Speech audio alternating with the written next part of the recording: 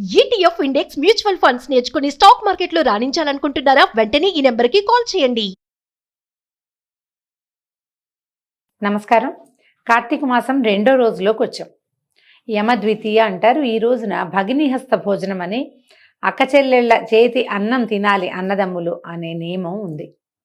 క్యాలెండర్లో తప్పకుండా రాస్తారు భగినీహస్త భోజనము అని. మన అక్క చెల్లెళ్ళ ఇళ్ళకి అన్నదమ్ములు వెళ్ళి వారిని ఆశీర్వదించి, పెద్దవారైతే వారి దగ్గర ఆశీర్వాదం పొంది భోజనం చేసి ఏదైనా ఒక కానుకని వాళ్ళకి ఇచ్చి తిరిగి రావడం మన ప్రాంతపు ఆచారంగా ఉన్నది. ఎవరెవరికి అవకాశం ఉంటే వాళ్ళు ఈ పని చేయవచ్చు. ఒకవేళ ఏదైనా దూర ప్రాంతాల్లో ఉంటే అక్కడనో చెల్లెలనో ఒక మాట పలకరించి మాట్లాడినా కూడా ఇది ఒక తప్పనిసరి విధానంగా మనం రాఖీ కట్టడాలు లాంటివి చేస్తూనే ఉన్నాం కదా. నిజానికి మన ప్రాంతాచారం కాదు రాఖీ, అలవాటు చేసేసుకున్నాం. ఇక్కడంతా వచ్చేసింది, సౌత్ ఇండియా అంతా కూడా, దక్షిణ భారతదేశం అంతా చేస్తున్నారు ఇప్పుడు. ఇది ఈ దక్షిణ ప్రాంతంలో ఆచారంగా ఉండే పద్ధతి అన్నమాట. మీకు అవకాశాన్ని బట్టి చేసుకోండి. అయితే ఈ 2వ రోజు ఏం చెప్పారు, మనం వశిష్ఠ మహాముని ఏం చెప్పారో చూద్దాం. ఆయన చెప్తున్నారు, రాజా కార్తీక మహాత్మ్యాన్ని విను. వినినంతనే మనోవాకాయముల వల్ల చేయబడిన పాపమంతా నశిస్తుంది. అంటే మనం మాటలతోటి కానీ క్రియతోటి ఏదైనా పనుల వల్ల కానీ, లేదా మన మనసులోనే ఏదైనా పాప బుద్ధి, చెడు తలంపులు, చెడు ఆలోచన, ఏదైనా చేసేద్దామనిపించే ధోరణి అలాంటిది ఉన్నా కూడా వాటి వల్ల చేసిన పాపాలన్నీ కూడా కార్తీక మాస మహాత్మ్యాన్ని వింటే పోతాయట. కార్తీక మాసం ముందు శివప్రీతిగా సోమవార వ్రతమాచరించే వాళ్ళు కైలాసవాసిగా అవుతాడు. ఈ కార్తీకంలో సోమవారమున స్నానం కానీ దానం కానీ జపం కానీ చేసిన ఎడల ఆ 1000 అశ్వమేధ యాగాల ఫలితాన్ని పొందుతారు.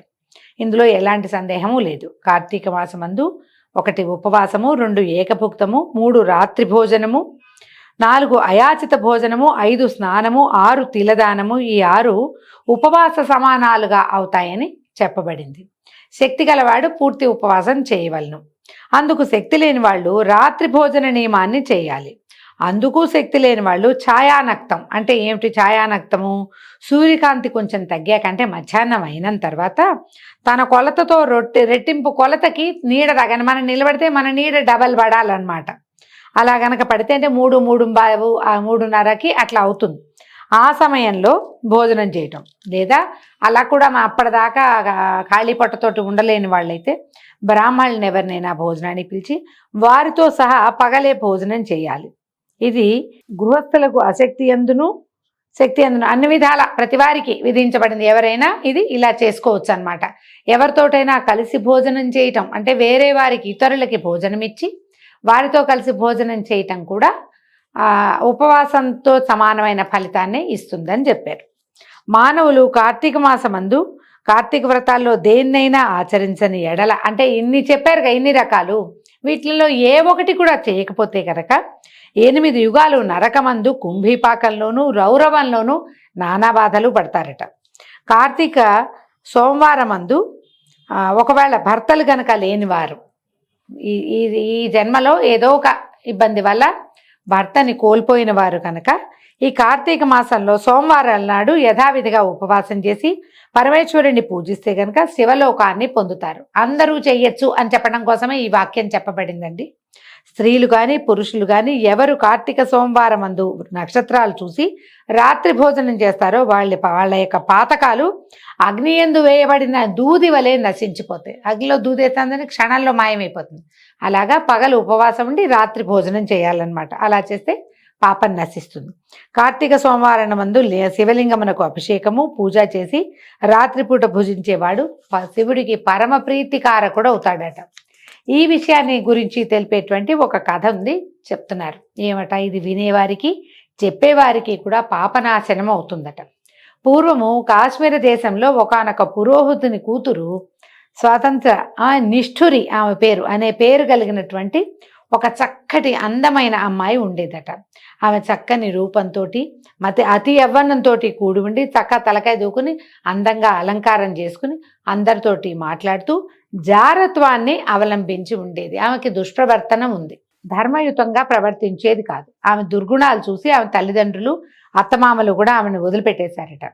అయితే ఆమె భర్త పేరేమిటి? సౌరాష్ట్ర దేశీయుడైన మిత్రశర్మ భర్తట.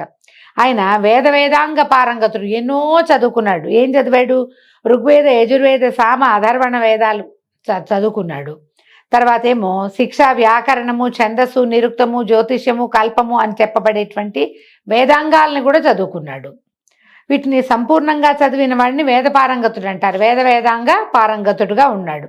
సదాచారవంతుడు, సమస్త భూతములందు దయగలిగిన వాడు. అయితే అసలు ఏనాడు అబద్ధాలు చెప్పేవాడు కాదు. ఎన్ని తీర్థాలో సేవించాడు. నిరంతరము శుచిగా ఉండేవాడు. ఎంత ఉత్తమ గుణాలు కలిగినవాడు. కానీ అతని భార్యగా ఉన్నటువంటి ఈ నిష్ఠుర మాత్రము ఏం చేసేదట? పరమ స్వాతంత్ర్యాన్ని అవలంబించేది. భర్తని ఏదైనా మాట తేడా వస్తే కొట్టేసేదట, బెదిరించేది, కొట్టేది.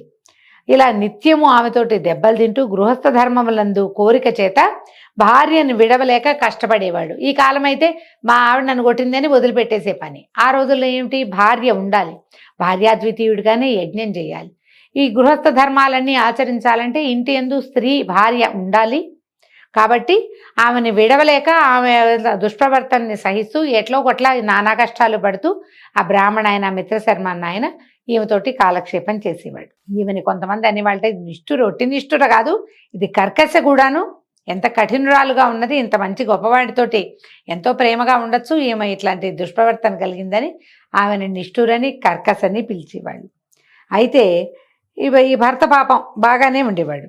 అయితే ఒకనాడు ఏమైందట, ఒక స్నేహితుడు ఉన్నాడు. ఆయన బోళ్ళని రకాల ద్రవ్యాలు, నగలు, వస్త్రాలు ఎన్నో పట్టుకొచ్చి ఇచ్చి ఏమన్నట, నీ భర్త ఉండటం వల్ల నువ్వు స్వతంత్రంగా ఉండలేకపోతున్నావు. ఈ ప్రతిరోజు రాత్రిపూట నువ్వు హాయిగా నీ దాన్ని తిరిగి పొద్దున వచ్చేసరికల్లా మళ్ళీ వీళ్ళింటో పూజ చేయాలి, వ్రతం చేయాలి, హోమం చేయాలి, ఇవన్నీ చేయవలసి వస్తున్నావు. ఈ భర్తని గనక చంపేస్తేవా నువ్వు ఖాళీగా ఉంటావు, హాయిగా ఉంటావని బోధించాడు ఆ వచ్చినవాడు. వాడిచ్చిన వస్తువులు తీసుకుని ఆవిడ వాడిచ్చిన బోధని కూడా ఆమె తీసుకుని ఏం చేసింది, భర్త తనతోటి గడిపి రాత్రి నిద్రపోయాక బయటికి వెళ్ళి ఒక బండరాతిని తెచ్చి ఒక దెబ్బ కొట్టి భర్త తలకాయ పగల కొట్టేసింది. ఈ భర్త శవాన్ని భుజాన వేసుకుని తీసుకుపోయి ఒక పాడుపడిన నూతిలో పడేసింది. ఆయనకి సంస్కారాలు కూడా చెయ్యలేదు. తర్వాత ఏం చేసింది, ఈ విధంగా భర్తని సంహరించిన తర్వాత మంచి వయసులో ఉన్నవాళ్ళు, పరస్త్రీ సంగమాభిలాష కలిగిన వాళ్ళు, కామశాస్త్ర ప్రవీణులుగా ఉన్నవాళ్ళు, వర్ణ సంకరకారకులైన ఎంతో మందితోటి, అనేక జాతి పురుషులతోటి స్వేచ్ఛా విహంగంలాగా ఈవిడ తిరుగుతూ ఉండేది. అయితే ఏమైంది, ఎవరైనా భార్య ఏందో భర్త ఏందో అనురాగం కలిగిన ఒకళ్ళనొకళ్ళు బాగుండే వాళ్ళు ఉంటే ఆ భార్యల్ని ప్రోత్సహించి ఆడవాళ్ళని పరపురుషుల సంగమం చేసేలాగా ఏర్పాట్లు చేసేది. అన్ని మంచి పనులు, ఒకటి సరైన పని లేదు, అన్ని చెత్తవే పనులు. అయితే ఏకపత్ని వ్రతం చేసిన ఉండేవాళ్ళు కొంతమంది ఉంటారు, ఏకపత్ని వ్రతం లేదు, వాళ్ళని చెడగొట్టేదాకా ఆమెకి ఊరుకునే గుణం ఉండేది కాదు. ఈ కాలంలో కూడా ఇలాంటి వాళ్ళు ఉంటారండి. వీళ్ళు ఏం చేస్తారంటే తమ ఏదో దుష్ప్రవర్తన కలిగి ఉంటారు, చుట్టుపక్కల తమ స్నేహితులు వాళ్ళు తమతో సరిగా ఉండకపోతే వాళ్ళని కూడా తమ దారిలోకి లాక్కెళ్తారు. ఇంకా తను అనడానికి ఎవరు ఉండరు కాబట్టి వాళ్ళ మధ్యలో తను ఆడ్ మ్యాన్ అవుట్గా లేకుండా ఉండడానికి స్నేహితుల చేత కూడా, ఇప్పుడు ఇది ఏ దురభ్యాసం చేసేవాడైనా, పొగ తాగేవాడంతే, ఇంకేదో మాదక ద్రవ్యాలు తీసుకునే వాళ్ళంతే, తాగుబోతు వాళ్ళంతే, ఇలాగా విపరీత ప్రవర్తన కలిగిన స్త్రీ పురుషులు కూడా తమ చుట్టుపక్కల ఉన్న సమాజాన్ని కూడా ఆ చెడు వైపుకే తీసుకెళ్ళిపోతారు. ఎందుకంటే తమని వెలివేయటకుండా ఉండడానికి, తమని అనేందుకు ఏ అవకాశము లేకుండా చేయటానికి స్నేహితుల్ని కూడా తాము దిగినటువంటి పాడు నూతుల్లో, ఊబుల్లో దింపేస్తారు. అలాగే మనకి సమాజం అంతా చెడిపోయే కారణం అదే. అయితే ఈమె దయాశూన్యురాలుగా ఉండేది. నిరంతరం ఆమె పద్ధతి అదే. ఇది కాకుండా దంభం చేత కానీ, నవ్వులాటకైనా, సరదాకైనా, కపటం కోసమైనా కూడా ఏనాడు దైవారాధన చేసిన పాపాన పోలేదు. ఓ హరికథ వినేది కాదు, ఓ దేవాలయానికి వెళ్ళేది కాదు, ఓ పూజ లేదు, పునస్కారము, వ్రతము, నియమము ఆమె జీవితానికి మొదలు ఏమీ లేవు. అంతా దుష్ప్రవర్తనే. అయితే ఏమైంది, క్రమంగా ఎన్నాళ్ళు ఈ వేషం ఉంటుందండి, యవ్వనం ఎక్కువ కాలం ఉండదు కదా. యవ్వనం గడిచింది, వృద్ధాప్యం వచ్చాక ఆమెకి రకరకాల వ్యాధులు పుట్టినాయి శరీరంలో. ఆ పుట్టిన వ్యాధుల్లో కొన్ని రకాల కురుపులు వచ్చి అందులో పురుగులు, తర్వాత అందులో దుర్గంధం. క్రమంగా ఏమైంది, ఈమెతోటి మొదటి నుంచి స్నేహంగా ఉన్న వాళ్ళందరూ కూడా కాస్త వృద్ధురాలైనా వస్తూ ఉండేవాళ్ళు, కానీ ఆమెకు అనారోగ్యము, ఆమె నుంచి తమకి జబ్బంటే ప్రమాదం ఏర్పడేసరికి ఇంకా ఆమెను వదిలిపెట్టేశారు. ఎవ్వరు వచ్చేవారు కాదు. క్రమంగా వాళ్ళందరూ ఇచ్చిన డబ్బు, నగలు అన్నీ ఖర్చు అయిపోయినాయి.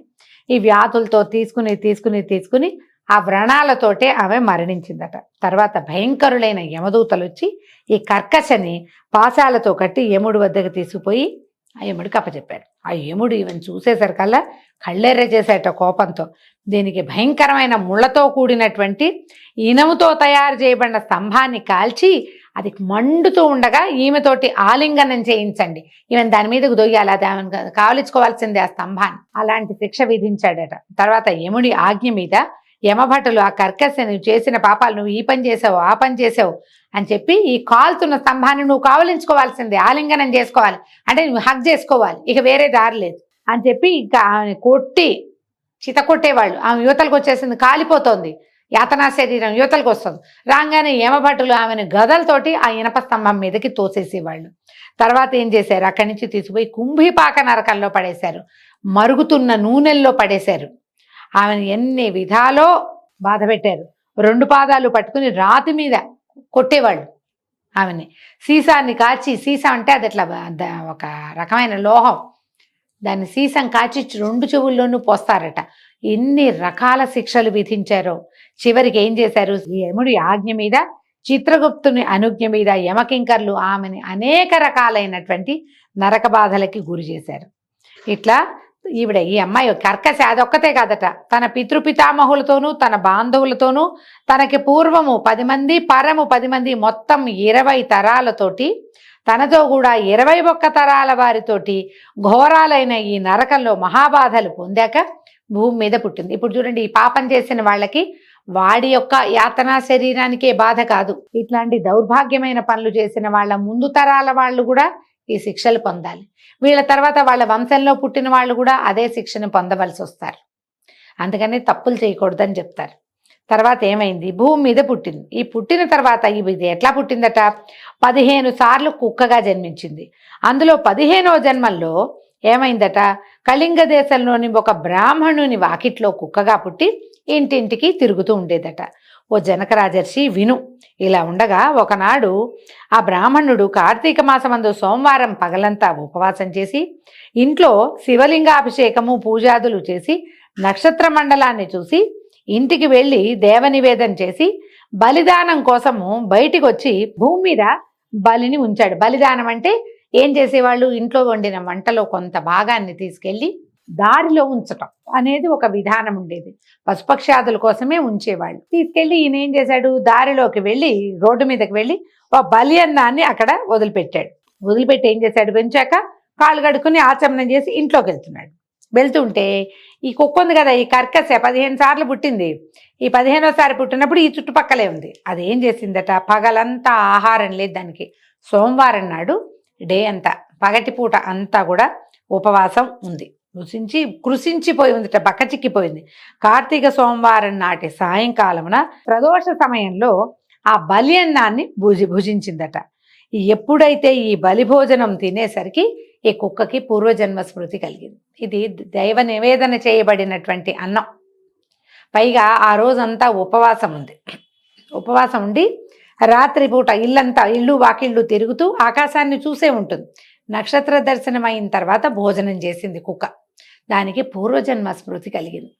తను ముందు జన్మలో ఏం చేశానో, తన యాతనా శరీరం ఎన్ని బాధలు పడిందో, తను ఎన్నిసార్లు కుక్కగా జన్మించిందో మొత్తం లైన్ అంతా, ఆ వరసంతా ఆమెకి కనపడింది. కనపడేసరికల్లా గట్టిగా ఎరుస్తూ చెప్పిందట ఇట్లా, ఓ బ్రాహ్మణోత్తమ నన్ను రక్షించు రక్షించు అన్నది. అనేసరికల్లా ఆశ్చర్యపోయాడు బ్రాహ్మణుడు. ఆయన గుమ్మ లోపలికి వెళ్తున్నాడు, గబగబా బయటకు వచ్చాడు.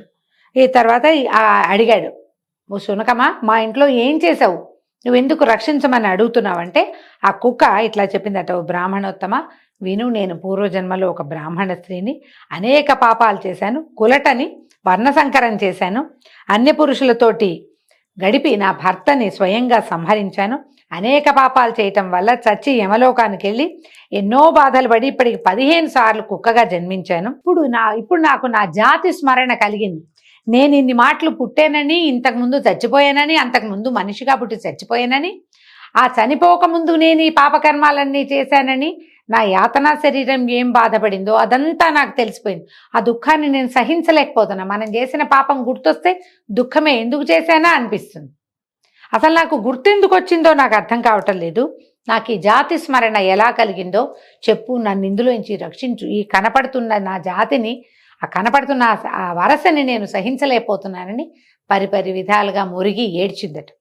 అప్పుడు ఈ బ్రాహ్మణోత్తముడు ఈ మాట విని తన జ్ఞాన దృష్టితో చూసి తెలుసుకుని ఇట్లా చెప్పాడట, ఓ కుక్క, ఓ శునకమా, ఈ కార్తీక సోమవారం నాడు ప్రదోష సమయం వరకు భుజించకుండా ఉండి ఇప్పుడు నేను పెట్టినటువంటి ఈ బలిని భక్షించావు కాబట్టి నీకు జాతి స్మృతి కలిగింది అన్నప్పుడు ఈ కుక్క మళ్ళీ బ్రాహ్మణోత్తముడిని అడిగింది, ఎట్లా నాకు ఈ జీవితం నుంచి విముక్తి లభిస్తుందో చెప్పు అంటే అప్పుడు ఆయన ఏం చేశాడట, ఈ బ్రాహ్మణుడు పరోపకార బుద్ధితోటి కార్తీక సోమవారాలయందు తాను చేసిన పుణ్యంలో ఒక్క సోమవార వ్రత పుణ్యాన్ని ఈ కుక్క పేరు చెప్పి దానికి దానం చేశాడు, ధారపోసాడట.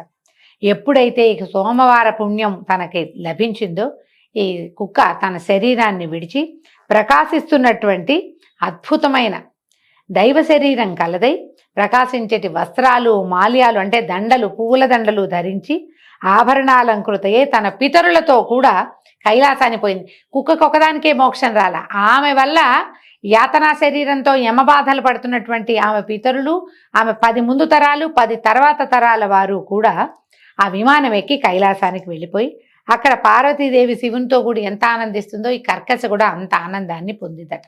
కాబట్టి కార్తీక మాసమందు సోమవార వ్రతము ఆచరింపతగినది. ఎవడు కార్తీక సోమవార వ్రతాన్ని చేస్తాడో వాడి మోక్షం వాడి చేతిలో ఉన్నట్టేనట. కాబట్టి ఓ జనక మహారాజా, పుణ్యప్రదమైన కార్తీక వ్రతాన్ని నీవు ఆచరించమని వశిష్ఠ మహాముని రాజర్షికి బోధించారు. దీంతో 2వ రోజు పారాయణ పూర్తి చేసుకున్నామండి. రేపు ఉదయం 3వ రోజు పారాయణలో కలుసుకుందాము. నమస్కారం.